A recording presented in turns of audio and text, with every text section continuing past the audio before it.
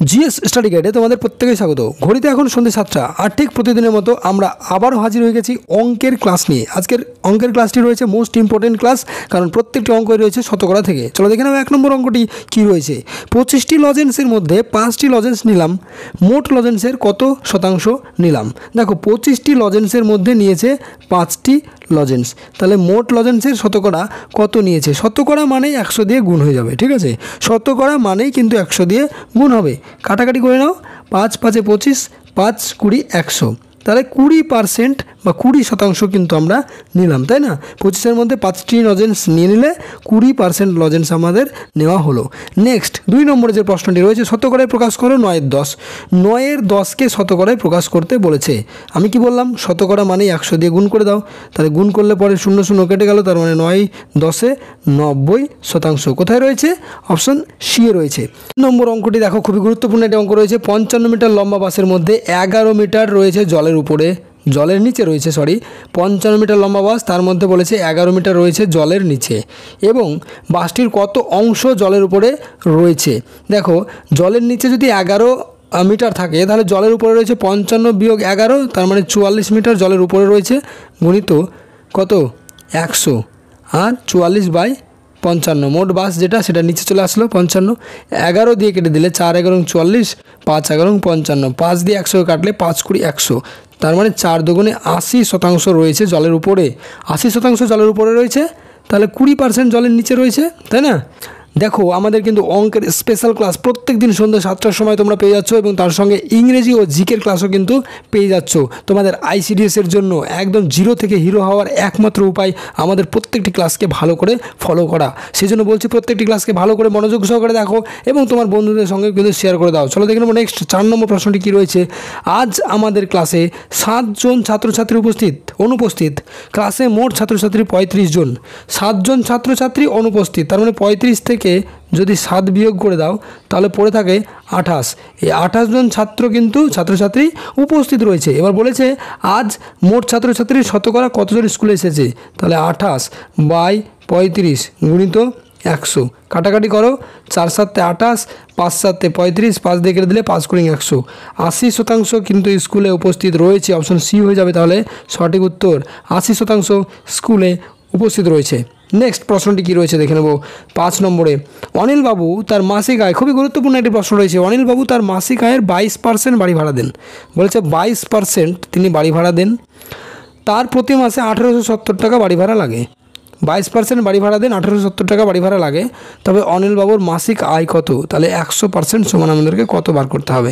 তাহলে 1870 টাকা বাড়ি ভাড়া যদি দেন, 1870 টাকা, তাহলে 1870 গুণিত 100/22 করলে পরে আমাদের উত্তর বেরিয়ে যাবে, তাই না। 1870কে আমরা 22 দিয়ে কাটবো, 11 দিয়ে কাটবো, 11 2 22, তাহলে 11কে 11 এবং 7 এবং 77, 170। এবং এই 170কে যদি 2 দিয়ে কাটা হয় তাহলে পাচ্ছ 8 2 16 এবং 5 2 10, তার মানে 85। এই 85কে 100 দিয়ে গুণ করলে হয়ে যাবে 8500। কোথায় রয়েছে? অপশন সি এ রয়েছে, দেখো 8500। তাহলে অনিলবাবুর মাসিক আয় কিন্তু 8500 টাকা, ঠিক আছে। চলো দেখে আমরা নেক্সট প্রশ্নটি 6 নম্বরে কী রয়েছে। খুবই গুরুত্বপূর্ণ প্রশ্ন এবং খুবই সহজ প্রশ্ন বলা যায়। 45 টাকার 20% কত টাকা? 45 টাকার 20% মানে 45 গুণিত 20/100। কাটাকাটি করে দাও তাহলে উত্তর বেরিয়ে যাবে। 0 0 কেটে গেল, 2 দিয়ে কাটলে পরে 5 2 10, 5 দিয়ে কেটে দিলে 5 9 45, তাহলে 9 টাকা। কোথায় রয়েছে? অপশন এ রয়েছে, দেখো 45 টাকার 20% সমান 9 টাকা। তারপরে রয়েছে 7 নম্বরে কি, 2 অঙ্কের বৃহত্তম পূর্ণবর্গ সংখ্যাটি কত?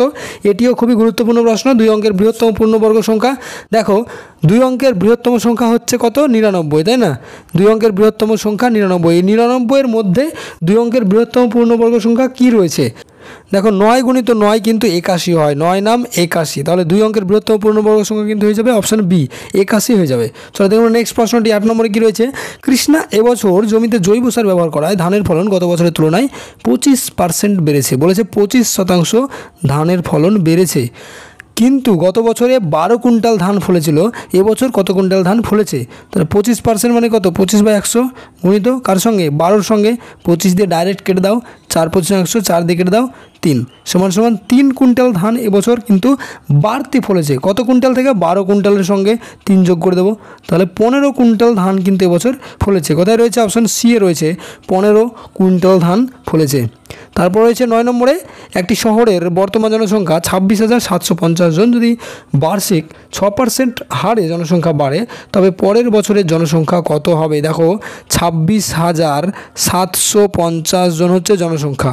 যদি বার্ষিক 6% হারে জনসংখ্যা বাড়ে তাহলে পরের বছর জনসংখ্যা কত হবে? কাটাকাটি করে নাও, 6 দিয়ে কাটো, 0 0 কেটে দাও, 6 পড়ে থাকছে, 3 2 6 এবং 5 2 10, 5 দিয়ে কেটে দাও, 5 5 25, তারপরে হচ্ছে 25 17, 3 5 15, 5 5 25, 535 গুণিত 3, তাই না? এখানে 3 পড়ে রয়েছে, তাহলে 535 গুণিত 3 কত হবে? গুণ করলে হবে 5 5 25 5 হাতে থেকে 2, 3 3 5 15 5 হাতে থেকে 1, তারপরে 3 3 9 আর 1 10 0 হাতে থাকে 1, 3 5 15 আর 16, 1605 জন জনসংখ্যা এবছর বৃদ্ধি পেয়েছে। আগে কত জনসংখ্যা ছিল? 26,750 জন, তার সঙ্গে 1605 জন বৃদ্ধি পেয়ে জনসংখ্যা হয়েছে কতজন? 5 জন, 5 55, 6 জন 12 13 3 হাজার 6 7 8, 28,355 জন।